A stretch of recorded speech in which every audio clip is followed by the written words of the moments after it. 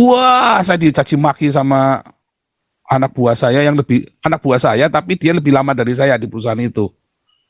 Sombong begini, begini, begini, begini, begini, ini mentang-mentang lu begini, mentang. Saya cuma diem.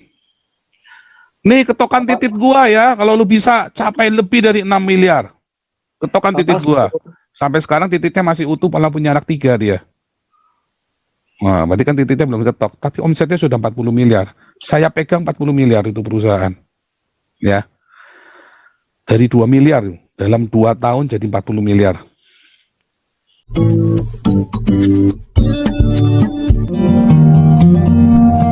Apa ini ada Lucy Laptop, silakan. Lucy Laptop. Lucy Laptop. Halo, selamat. Ya, shalom. Shalom, selamat hari Minggu, Bapak Paul di sana. Selamat malam. Terima kasih ya mengangkatkan tema ini, yaitu tentang antikristus. Boleh saya baca 1 Yohanes 2 ayat 18 dan 22 sampai 23, Pak? Nanti minta penjelasannya juga. Ya. Oke, yang perikopnya antikristus sih di sini. Ayat 18. 1 Yohanes 2 ayat 18. Anak-anakku, waktu ini adalah waktu yang terakhir. Dan seperti yang telah kamu dengar, seorang antikristus akan datang. Sekarang telah bangkit banyak antikristus. Itulah tandanya bahwa waktu ini benar-benar adalah waktu yang terakhir. Oke, ayat 22. Siapakah ayat aku benar. Oke, ayat 22. Siapakah pendusta itu? Bukankah dia yang menyangkal bahwa Yesus adalah Kristus? Dia itu adalah antikristus, yaitu dia yang menyangkal baik Bapa maupun anak. Sebab barang siapa menyangkal anak, ia juga tidak memiliki Bapa. Barang siapa mengaku anak, ia juga memiliki Bapa. Oke, sampai di sini dulu, Pak. Tetapi yang ya kalau orang tidak berdasarkan Alkitab, ya memang salah mereka juga sih, suka nuduh gitu.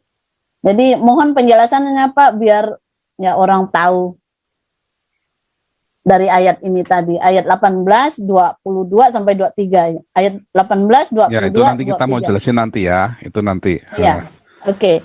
Terima kasih, Pak. Oke, lanjut lagi. Ada yang mau tanya lagi? Boleh ya? Kita boleh untuk tanya jawab Alkitab. Oh iya, ada pengumuman ya. Terima kasih buat para donatur untuk karavan. Kita sudah mendekati cukup ya.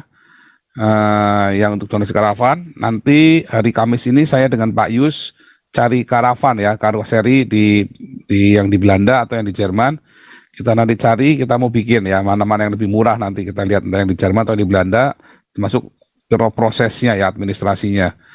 Ya, terima kasih buat para donatur, luar biasa ya.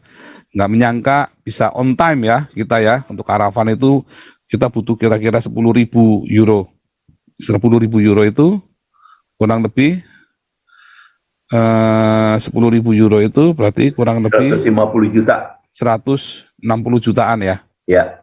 160 jutaan. Ya, kita sudah masuk 135 juta. Luar biasa ya, Tuhan Yesus baik.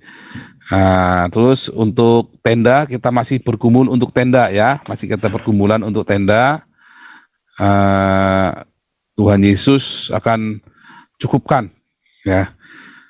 Sampai tenda ini adalah proyek 2022 ya. Setelah tenda, kita akan punya armada ya. Mobil-mobil yang masuk ke desa-desa, lalu kita punya kapal. Kenapa? Kapal itu bukan buat saya, kapal itu hanya bisa beroperasi di Indonesia, ya, bukan buat saya. Nah, kalau Anda menertawakan, semua orang dari pertama menertawakan proyek-proyek kita. Lawang saya mau berangkat ke Eropa saja, ya. Waktu itu saya masih di Indonesia ya, terus tante saya telepon anak saya. Wesley, gimana kabarnya ini ya? Terus mau sekolah di mana? Mau ngelanjutin di mana, lulus SMA, mau ngelanjutin di Eropa. Terus tante saya diem. Terus saya teleponnya kasih saya diomel-omelin. Sombong, panjang lebar gitu ya. Dulu waktu saya keliling Indonesia juga ya, waktu mau jadi direktur di sebuah perusahaan juga, orang bilang saya sombong, gak mampu beginilah begitulah segala macam. Dulu waktu omset saya 2 miliar mau jadi 16 miliar, 2 miliar mau jadi 40 miliar, omset perusahaan tempat saya kerja. Wah, saya dicaci maki sama anak buah saya tapi dia lebih lama dari saya di perusahaan itu. Sombong begini, mentang-mentang lu begini, saya cuma diem. Nih ketokan titik gua ya, kalau lu bisa capai lebih dari 6 miliar. Ketokan titik gua. Sampai sekarang titiknya masih utuh, malah punya anak 3 dia. Nah, berarti kan titiknya belum ketok, tapi omsetnya sudah 40 miliar. Saya pegang 40 miliar itu perusahaan. Ya. Dari 2 miliar, dalam 2 tahun jadi 40 miliar. Itu pakai ketokan titik sama ketokan leher itu taruhannya. Dia bilang ketokan titik gua, ketokan leher gua. Sampai sekarang kepalanya masih ada, sampai sekarang titiknya masih ada, ya kan. Nah, kalau tanya dari mana tahu, ya kelihatannya masih ada, nggak tahu kan, karena istrinya punya anak, ya anaknya tetangganya apa anaknya dia saya nggak tahu kan. Yang tahu dia sendiri, saya nggak pernah lihat titiknya dia soalnya. Tapi itu ya, itu yang namanya visi. Orang visinya apa? Visinya saya besok kasih makan orang 10 bungkus. Itu namanya bukan visi. Itu mah kamu kewajiban itu. Kalau visi itu saya mau kasih makan 10.000. Itu visi. Jauh ke depan. Berarti pandanganmu cuma pendek. Gitu, Pak Tobing kan sering ngajarin kita kan. Pandanganmu, visimu cuma pendek ke situ. Tapi visi kita jauh ke depan. Nah itulah makanya ada namanya Nabi. Navi. Karena dia punya navigator. Ya, dia jauh ke depan sana sebelum kita tahu navigator yang baik, ada kecelakaan, ada pengalihan rute, itu navigator yang baik tuh. Tapi dia bisa lihat, ya saya mau kemana? Saya mau ke Swiss, saya mau ke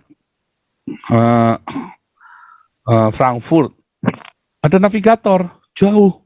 Saya dari Jakarta mau pergi kemana? Mau ke Wonosobo, jauh Wonosobo. Terus di tengah-tengah jalan itu ada masalah-masalah, navigator akan memberitahu. Nah itu kita punya visi yang dari Tuhan, ya. Visi dari Tuhan itulah yang membuat kita bisa tahu tentang antikristus, tentang apa. Tapi masalahnya pendeta-pendeta, hamba-hamba Tuhan, anak-anak Tuhan, visinya jelek-jelek. Wah, 2022 akan bencana besar. Wah, tahun petaka itu makanya sio-sio nggak beda, ya. Kalau kita anak-anak Tuhan selalu lihat visinya itu yang baik, yang dari Tuhan. Ya, yang dari Tuhan yang baik, bukan yang jelek-jelek. Gitu ya. Jadi itu visi. Kita mau bikin 2.000 saja, orang ketawa dulu. Semua orang tertawain kita. Nyatanya kita bisa kasih makan 2.400 orang, 2.500 loh tiap hari. Ya kan? Ya dulu orang di pertama. Nah, itu tadi visi. Makanya doakan supaya jangan dengan kuat gagah kita. Kalau dengan kemampuan kita ya berat. Tapi kalau dengan cara Tuhan bekerja, ya bisa. Kecuali uangnya masuk ke saya. Nah itu Anda boleh ragu itu. Tapi uang itu tidak ada ke saya.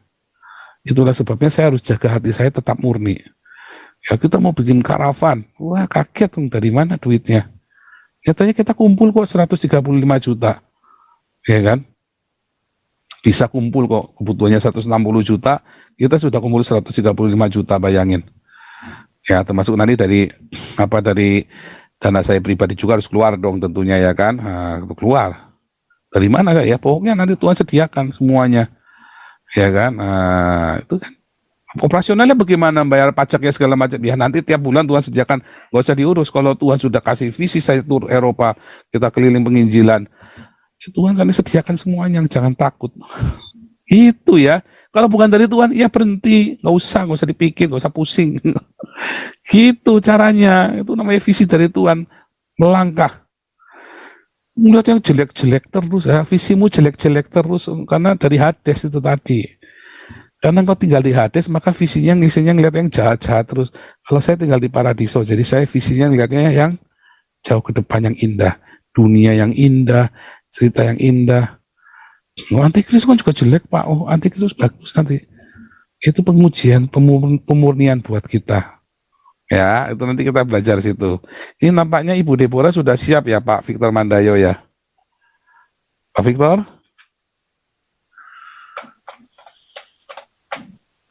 Ya, shalom Pak Paul. Udah Ya. siap Pak Paul. Udah siap. Mana nih? Videonya belum nyala ya? Saya cari nggak ketemu.